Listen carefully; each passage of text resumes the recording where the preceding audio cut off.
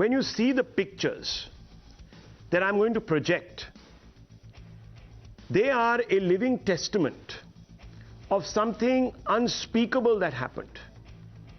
Unspeakable. Can you see all these pictures, viewers, of padlocks on doors? Each one of these doors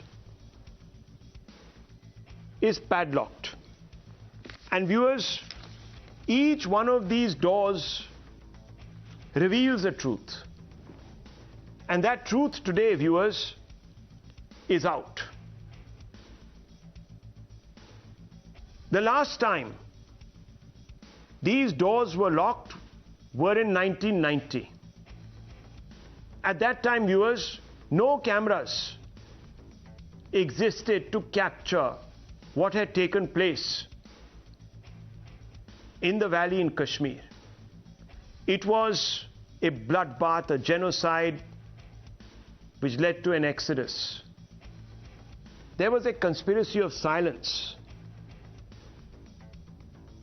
Viewers, these are not visuals from 1990. These are visuals from just last week. It's happening again.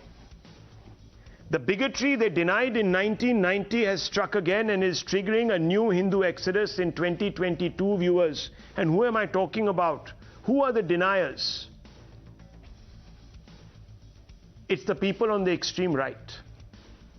The people who say, it's not our problem. Bigotry against Hindus exported from Pakistan or imbibed by the youth through rabid ideologies, not our problem. You ask the government. Don't ask us to speak about this. Viewers, just a few days after hate killed Pooran Krishan Bhat, a Kashmiri Hindu in this locality in Kashmir. I'm not giving away this locality as of now, viewers. The residents there in large numbers have locked up and gone. They came there in the little faith they had that people this time would protect them, both the state and the residents. But viewers, once again, they go away betrayed. These are just four. These are just 4 homes. There are several more, viewers. And I want you to watch this ground report. Listening to Ishan, our bureau chief, our reporter there, who went out and did this story. Now, what has happened, what has transpired after killing of this Kashmiri Pandit is that many Kashmiri Pandits who lived in this village and also earned a living staying here and did not even leave when the situation was worst have left the village. Although there are contrary views, the people here in this village who we have spoken with are saying that they used to stay here, they were here all the time. During even in the 90s when the militancy began, not all of them chose to leave.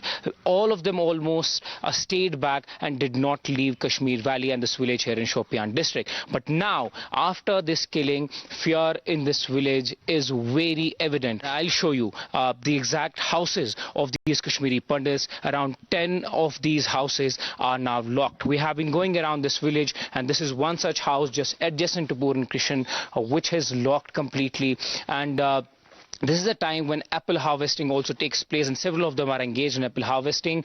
And generally this is the time when they are busy in their orchards, bringing down the apples and sending them to different fruit mandis across India. But today there is nobody to take care of these apples. They have been handed over to locals to take care of them. This time around, entire families have gone. And this is the temple in this particular village, which you can see. We have also found that the temple is also locked. We spoke to several villagers, Kashmiri Muslims, who say that even the worst in the 90s did not ensured that they also ensured that these Kashmiri Pandits do not leave from this village. But this time around the situation is different, circumstances are different, and that is why this village has fallen silent and many Kashmiri Pandits have left this particular village. Shah Sahab, हमें ये बताइए कि जो अभी यहाँ पे हालात बने उसके बाद कितने कश्मीरी पंडित इस गांव से निकले हैं? कम से कम 13 घर निकला। तो क्या वजह रही उनके यहाँ से निकलने की? बस वजह तो उनको पता होगा, वैसे वो एक पंडित मारा है उसी वजह से गया। जब 90s में हालात यहाँ पे खराब थे तब भी ये लोग यहाँ से नहीं यही नहीं गया। हम तो जिनको खड़ा रहा, कोई भी उलझन आ गया हम सब खड़ा रहा, मुसलमान हम जब वो बिहल वाले सब हम खड़ा रहा।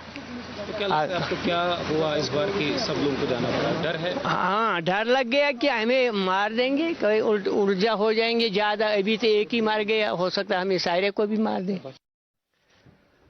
Now viewers, one would have thought that lessons would have been learnt and the space for Islamist terror would almost be non-existent, it would be condemned. But when questions are asked of people who consider themselves the stakeholders of Kashmir, of Kashmiriyat, they absolve themselves of the responsibility. Listen to Abdullah, senior Abdullah. Who am I to appeal? No, it's not my job. It is for Government of India's job. It is the Prime Minister's job. Not Farooq Abdullah. It is the Prime Minister, not Farooq Abdullah. Viewers, the ecosystem will tell you day after day that there is something called Islamophobia. They say Islamophobia struck in Leicester. There is Islamophobia even in Bangladesh, in Baramulla, in Shopian. But viewers, they will bury Hindu phobia even if it stares back at them in the shape of a padlock which represents everything that they have been denying. Obviously, saving Hindus is clearly not their problem. I want to open this up. I want to first bring in Ashoke Pandit, who's a director and a Kashmiri refugee. Dr. Ranganathan stays with us, and Vivek Srivastava, I think he's taken a break. But Majid Haidari is here with us. I want to first, very quickly, Mr. Ashoke Pandit, you know, day after day we are told that Burhan Wani, a Hizbul terrorist, is a son of the soil. Make efforts to save them. Mehbooba Mufti said this. I don't hear Mehbooba Mufti coming out and saying that all efforts must be made. Take our security, give it to the likes of Mr. Bhat. Give it to the other Kashmiri Hindus. Give it to Ashoke Pandit and ask him to return. I will give my own security. Why? Rahul, good evening. I think it's more than asking from them, because we have never expected, these kind of lines from them. In the last 32 years, this is what we have seen, and this is what we have experienced. We are used to seeing these locks outside the door. This is the door, the lock which we saw in 1990 also. Since the last 32 years, all the doors of gates of the Kashmiri Pandit houses are closed or locked the way it has been locked now. And these are the people responsible for the genocide. Whether it's Farooq Abdullah, Mufti Parivar or Hurriyat, these are the people responsible for these locks on my gates. And what is common, Rahul, is, which you should try and understand, is that these people who were there didn't leave Kashmir, and they were there for 32 years, having total trust in their neighbors and the people around. Those people couldn't save this Kashmiri Pandit. They couldn't save Pooran Bhat. They couldn't save Kashmiri Pandits earlier than this in the last 6 months. The reality, Rahul, is that the day a terrorist wants to kill a Kashmiri Pandit, nobody can stop him from killing a Kashmiri Pandit. And this is what 5,000 employees, Kashmiri Pandit employees, have been shouting, screaming on the streets of Jammu. Nobody can stop. We are scapegoats. I agree with you. The reality is, you are being scapegoated. You are being scapegoated for a vanity project, you would say, by the government.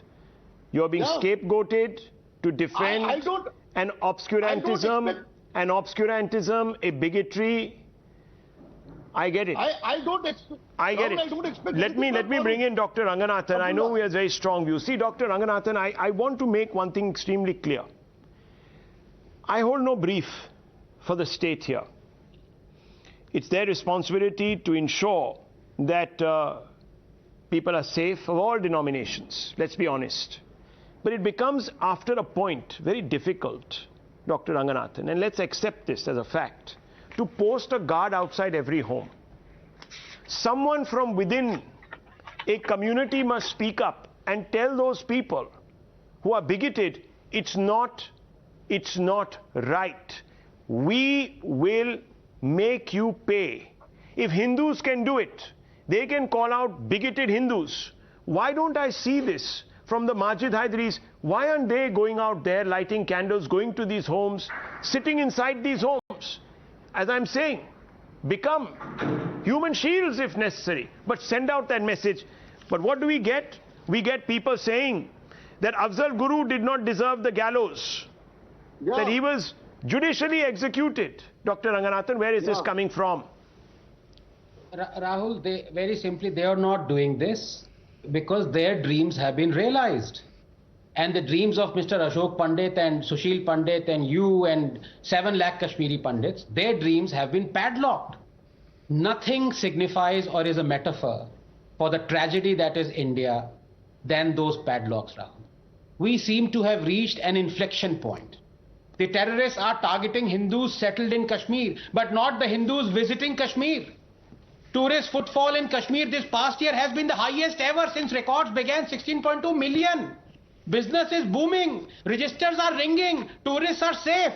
They want the Hindus to flee, but then return later as tourists. As Sushil Pandit, himself ethnically cleansed from Kashmir, said just 2 days ago, tourism is funding jihad. The Hindus are funding their own demise. Kaun samjhaye inko? How on earth can center watch this unfold without doing something about it? What kind of a country is this? That one can settle 40,000 Rohingyas in Jammu and Kashmir, but not 7 lakh Kashmiri Hindus, the land's original inhabitants, Rahul? There is no way of saying it. No other way. We live in a nation of broken mirrors, where you possess neither a shadow nor a reflection if you're a Kashmiri Hindu. You don't exist after you die. We live in a nation that waits for death to rid us of our remembrances. One is left wondering whether that fabled arc of moral universe would ever bend towards justice for the Kashmiri Hindus. Remember, just 10 seconds, remember that 3 years ago, the Supreme Court diabolically, and I'm choosing my words very carefully, diabolically rejected reopening cases of criminal atrocities against Kashmiri Pandits because, quote, too much time had elapsed. That's correct. Justice from now on will be weighed against time. Well, viewers, I'm sorry, Mr. Haidari, I've run out of time.